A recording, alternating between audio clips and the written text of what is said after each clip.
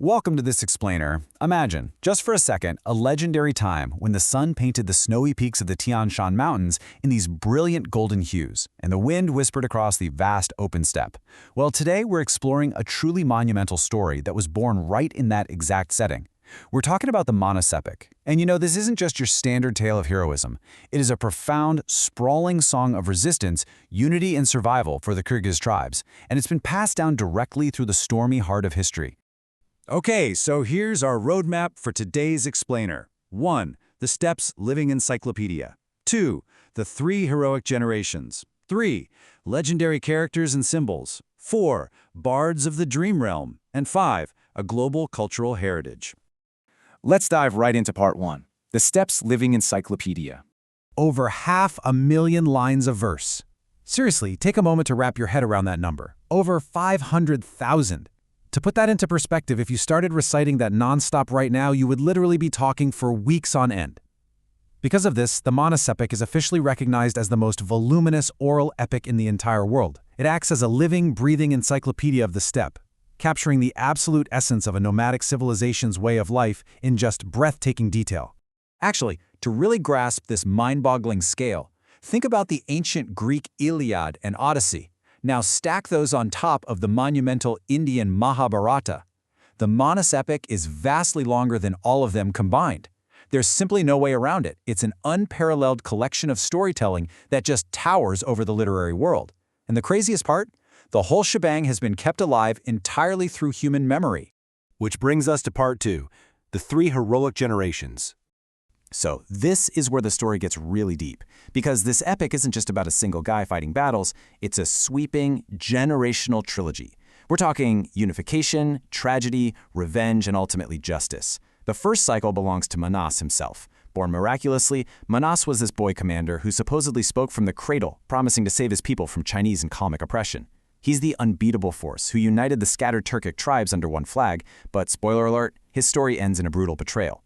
So then, the second generation picks up with his son, Simitay, who was born after Manas is killed. Raised in secret, Simitay has to fight to restore his father's hearth and get his revenge. Finally, the saga reaches the third generation with Manas's grandson, Saytek. This cycle is the big payoff. It represents the end of internal conflicts and the establishment of a deeply rooted era of peace and mature statehood. Moving on to part 3, legendary characters and symbols. Obviously, we have to start with Manas. Known as the Alp or Bashbu, he is the quintessential hero and leader. But he isn't just a tough warrior with a sword. Manas is the absolute, ultimate symbol of courage, unyielding willpower, and statecraft.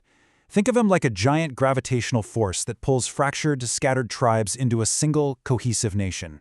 But then we have Kaneki, the wise woman. And honestly, you've got to understand she is far more than just the hero's loyal wife. Kaneki is an incredibly powerful archetype of the strong female figure in Turkic mythology. She is the strategic backbone of this entire story. She's a visionary, a brilliant mastermind, and a gifted healer who literally directed armies and fiercely protected her son during the hardest times of their exile. It's so rare to see such a commanding female presence in ancient warfare epics, but here she is utterly indispensable. Next up is Bakai Ata. He represents the Aksakal, or the wise elder. Now, in a nomadic culture, generational knowledge is literally a matter of life or death, right? Knowing when to migrate, how to survive a brutal winter, that wisdom lived in the elders. So Bakai Ata is the guiding compass of the epic, serving as Manas's most trusted advisor whenever impossibly difficult decisions had to be made. And we definitely cannot forget Akula, Manas's magical steed. I mean, what's a nomadic hero without an incredible horse?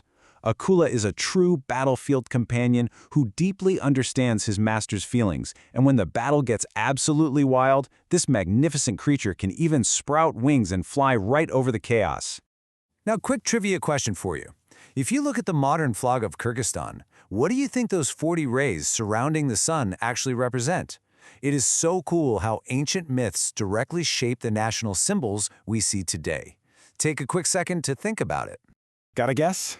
It's the Kirkchor, Manas's 40 fearless braves. These were his absolutely trusted, fiercely loyal guards who surrounded him and protected him against any threat. They are forever immortalized, literally radiating from the center of the nation's flag today. How amazing is that? All right, let's look at part 4, Bards of the Dream Realm. So how on earth did a massive 500,000-line story survive for centuries without a single word ever being written down? I mean, think about how much we rely on our phones just to remember a grocery list. Now imagine holding an entire universe in your mind. Well, it all comes down to the mystical monaschi tradition. These bards do not use sheet music. No, paper. Instead, they memorize and perform the sprawling epic purely through dreams and what they describe as divine inspiration. The legendary giants of this tradition, guys like Saigonbai Orozbakov and Sayakbai Karlaev, are revered for this almost superhuman ability to recount the tale, carrying the whole history and spirit of their people entirely in their own memory. And finally, Part 5, a global cultural heritage.